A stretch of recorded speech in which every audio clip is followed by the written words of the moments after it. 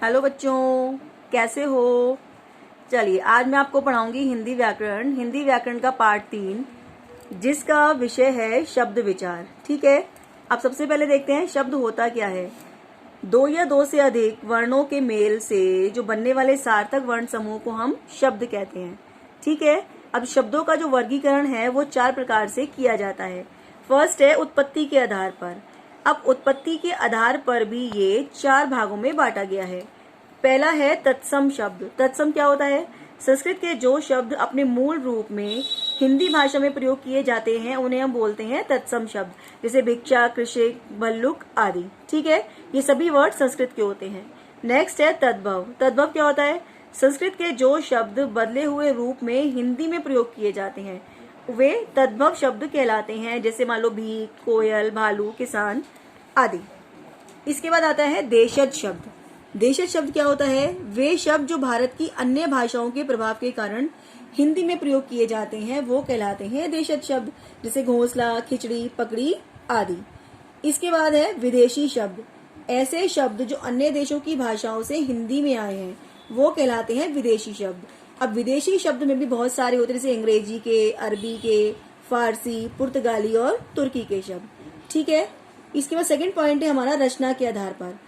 रचना के आधार पर भी शब्दों के 3 भेद होते हैं। पहला होता है रूढ़ शब्द। ये वे शब्द होते हैं जिनके टुकड़े नहीं किए जा सकते, जैसे मान लो बुद्धि, रात या शिक्षा। अगर अब इनके टुकड़े करेंगे तो कोई अर्थ नहीं निकलेगा। अगला है यौगिक शब्द। वे शब्द जो 2 अलग अलग अर्थ रखने वाले शब्दों के मेल से बनते हैं वो कहलाते हैं यौगिक शब्द, जैसे मान लो गौमुख, हरिद्वार, देवदूत, हिमालय आदि। नेक्स्ट है योगरूढ़ शब्द। योगरूढ़ शब्द क्या होता है? ये वे शब्द होते हैं जो 2 या 2 से अधिक शब्दों के मेल से बनते हैं, जैसे मान लो पीताम्बर। पीताम्बर का मतलब होता है पीले वस्त्र वाले। ठीक है, और या फिर लंबोदर। लंबोदर माने जिसका लंबा उदर है, जिसका, यानी गणेश जी। मतलब ये एक विशेष अर्थ प्रकट करते हैं।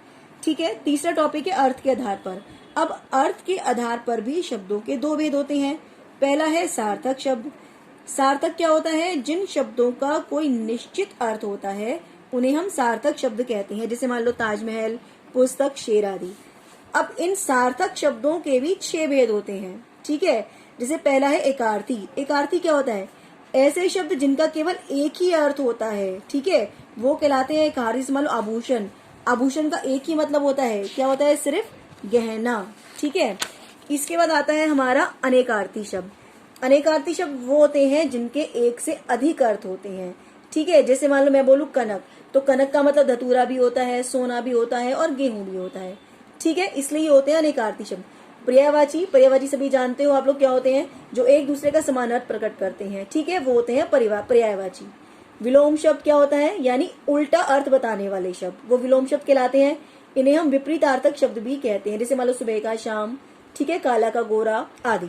नेक्स्ट है श्रुति सम भिन्नार्थक शब्द। ये वो शब्द होते हैं जो सुनने में तो लगभग एक जैसे लगते हैं लेकिन इनके अर्थ अलग अलग होते हैं। ठीक है, जैसे मैंने बोला कुल और दूसरा बोला मैंने कूल। ठीक है, तो बोलने में कुछ कुछ डिफरेंस है।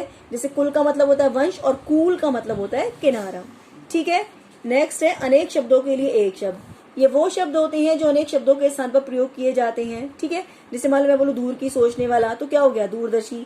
या मांस खाने वाला, मांसाहारी। ठीक है, इसके बाद है निरर्थक शब्द। ऐसे शब्द जिनका कोई अर्थ ही नहीं होता वो होते हैं निरर्थक शब्द, जैसे मान लो मकल, वाना, पानी, शानी। ठीक है ना, इत्यादि। लास्ट है प्रयोग के आधार पर।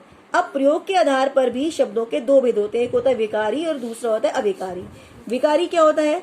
ये वो शब्द होते हैं जिनका रूप, लिंग, वचन, कारक और काल के कारण इनका अर्थ बदल जाता है, उन्हें बोलते हैं विकारी शब्द। ये भी 4 प्रकार के होते हैं, संज्ञा, सर्वनाम, विशेषण और क्रिया आदि।